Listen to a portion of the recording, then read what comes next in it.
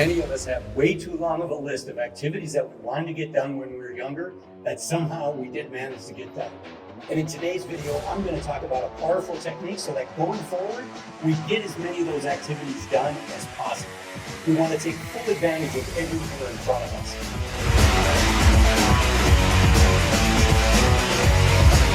Hi, I'm Azul. I help executives, entrepreneurs, and everyday next-door millionaires, people like yourselves, live their best lives in their 40s, 50s, and 60s. And in today's video, we're going to talk about how to make sure that the activities that we say we want to do today, that we set aside the time, we set aside the energy, and we have a system to make sure we get as many of those things done as possible. And the technique is called time buckets.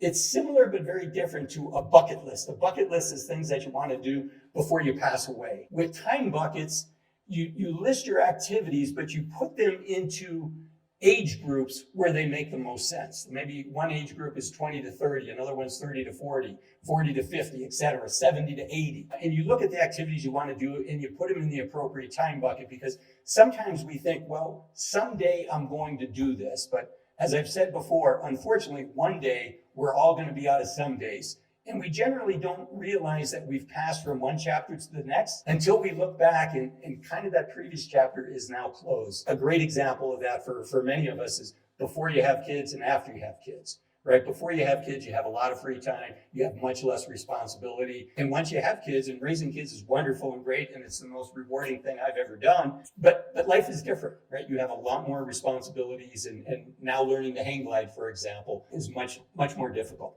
So the concept of time buckets is we look at an activity that we want to do. Maybe it's take the grandkids on a Disney cruise, right? And maybe the grandkids right now are 6 months old and 2 years old. And we say, when would it make the most sense to go on a Disney cruise with the kids? Well, you know, if your oldest grandchild is 2 years old now, probably when that grandchild's 13, he or she may not want to go on a Disney cruise anymore, right? So what's the most magical time to go on a cruise like that? It might be 6, might be 8, so that the two grandkids would be 8 and 6 or 6 and 4. So you look and you put that activity in the bucket and say, okay, when I'm 60, you know, in between 60 and 63 is when we want to do that activity. And you keep putting activities into these various buckets. I mentioned earlier hang gliding. You know, that's probably goes in the bucket of when you're in your 20s. People do learn to hang glide when they're 40, but not many. And so it's easy to say, well, I'm going to sacrifice today in my 20s or my 40s for later in my life, right? So sticking with the hang gliding, I'm going to sacrifice in my 20s, and I'm not going to take time off. I'm going to keep working hard. I'm going to save money. I'm not going to pay for hang gliding lessons because I want to save money, right? Well, the problem, you can always do it when you're 40.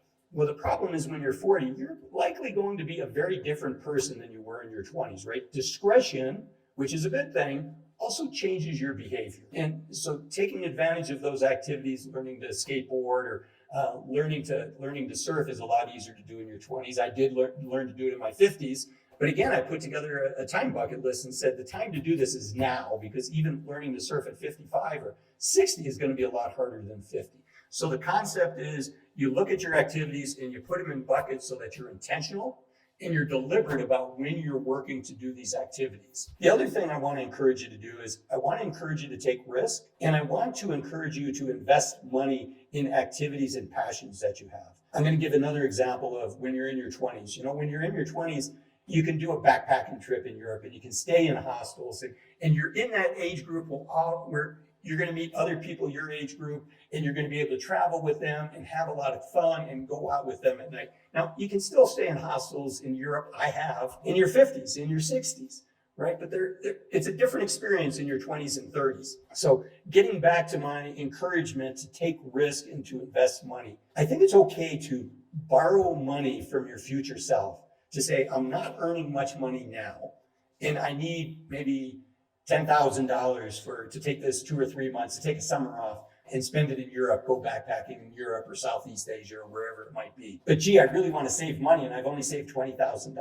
I think it's okay to spend that money, because many of us, and if you're watching this channel, you're in this category, you know, when you're in your 40s, 50s, and 60s, it's a heck of a lot easier to save $10,000 because you're making more money, right, than it is in your 20s when you're making an entry-level salary. So I think it's okay to borrow from your future self to support these activities. Now, it's on a spectrum, If you tend to be somebody that spends too much money, this advice probably is not for you. And as I've said before, this is not financial advice that I'm giving. I don't know your situation, right? This is just educational. But if you want to work with a financial advisor, there's a great website for fee-only financial advisors, www.nafa.org, N-A-P-F-A, nafa.org, where you can find a financial advisor near you.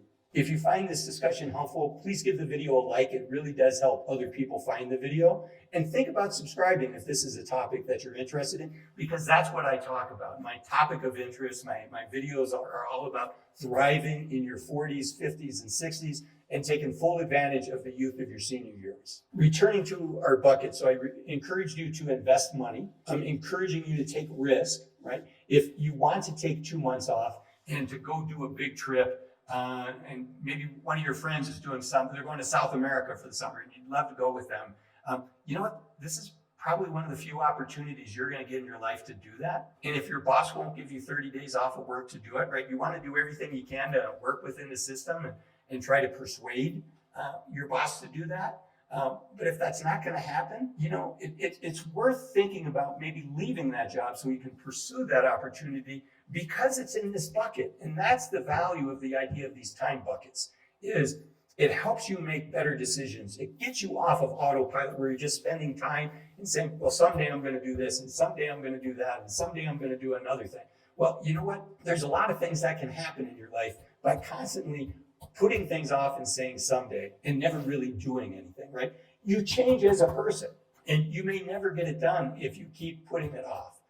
So I think it's okay to take some risk, particularly when you're working in entry level or maybe 1 or 2 levels above entry level in your career, because there's a lot more entry level positions than there will be.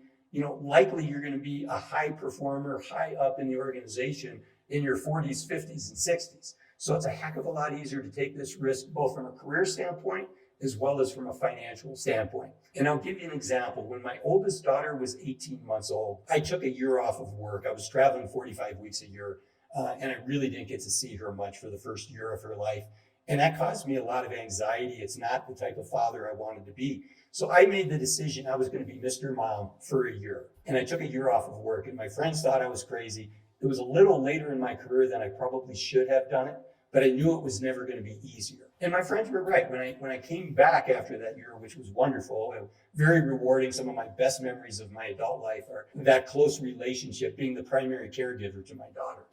And now that she's 22, those are very special memories for me and for her. And it did take me close to 100 days to find my next passion. I thought it would take me under 30 days. So it took me a little bit longer, but I look back and I say that sacrifice was so worthwhile. So it was a little more challenging than I thought it was going to be, but I'm really glad that I did it. And I think in many situations, you'll be glad as you see one chapter closing, if you weren't able to get things done, to put more focus on it and more commitment on getting these activities done. How does this relate to those of us in our 50s and 60s? Let's say you've always wanted to learn to surf, or you've always wanted to learn to ski.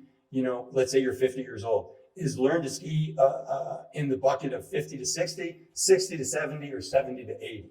You can certainly learn to ski in your 70s, but I think it's a lot easier and more enjoyable to learn in your 50s. So maybe put that into the 50s category. Maybe you and your spouse, maybe the kids have just gone off to college. They're not married yet. They don't have kids yet. You and your wife are facing empty nest for the first time.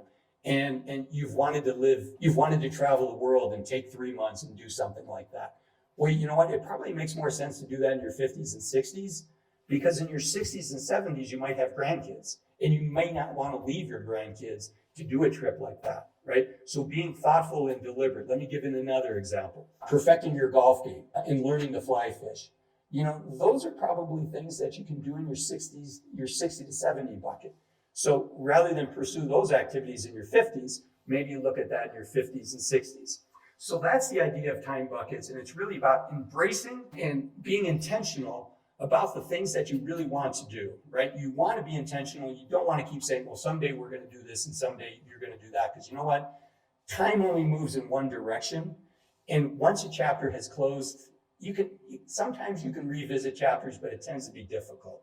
So be intentional, be deliberate, keep a list of activities that you want to do, and in the age brackets that you think it makes the most sense, and revisit that at least once a year. And I think this is really a fun activity to do with your spouse. Ask your spouse what are the activities he or she wants to do in their 50s and 60s and 60s and 70s and 70s and 80s, and put that list together, and then have fun looking at that list and prioritizing it and say, let's make sure we get this done. So that's the idea of time buckets. I hope you found it helpful. Until next time, I'm Azul Wells, encouraging you to take full advantage of the youth of your senior years. Remember, you're only young once. Use this time wisely.